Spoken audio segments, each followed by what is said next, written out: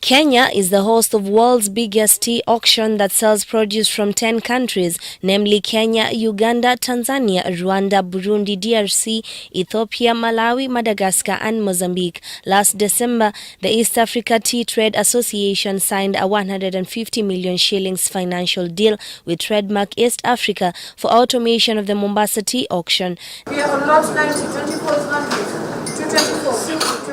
The automation is expected to reduce the tea trading cycle from up to 60 days to less than a month, hence ensure farmers receive timely payments. Farmer never knows what happens in the auction. But what we are doing is we want to involve the farmer in the entire, because who is the owner of the crop? It is a farmer. We surely have to get more value for our tea and ensure that our farmer earns more from it. It is only through value addition.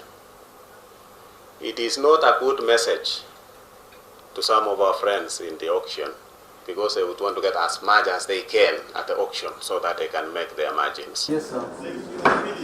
As opposed to the over 60 years hammer-banging auction process, the automation that is expected to enhance transparency in the trading process, a new dawn is expected mid-next year when the first phase is commissioned.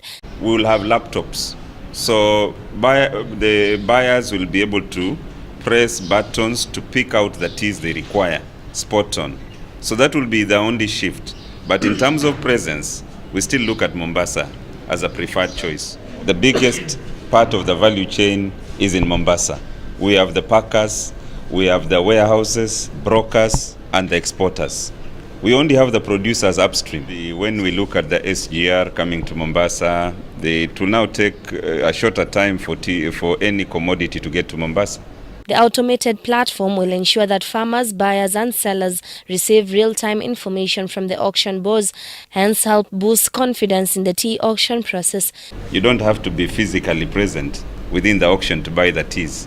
You can purchase it from the comfort of your office, from the comfort of your residence. We continue to have conducive and flourishing environment in terms of good infrastructure, for example, access to Shimanzi, access to the various places where we have warehouses.